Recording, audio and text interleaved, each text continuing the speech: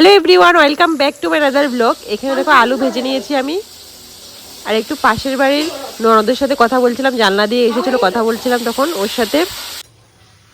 সকালবেলা রান্না করছি আমি চিকেন, অনেকদিন পরে, আজকে অনেকদিন পরে চিকেন রান্না করছি, কারণ পুজো পারপাসে তো মা ছিল বা ওরা মা রান্না করেছে।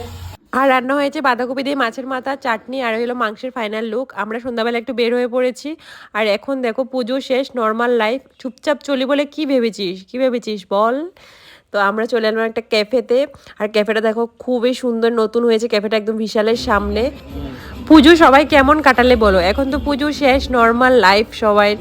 আর এখন দেখো রাস্তাঘাটেও কোনো লাইটিং ফাইটিং কিচ্ছু নেই, আগের মতো দিনগুলো চলে এসেছে। পুজোর কটা দিন কিন্তু বেশ ভালোই লাগে, রাস্তাঘাট পুরো লাইটিং হয়ে, গ্রামের অন্ধকারের রাস্তাগুলো লাইটিংয়ে খুব আলোকিত হয়ে যায়।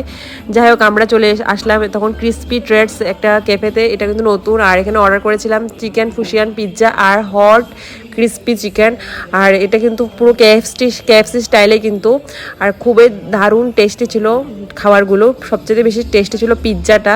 তো চলো বাই, ভালো থেকো সবাই।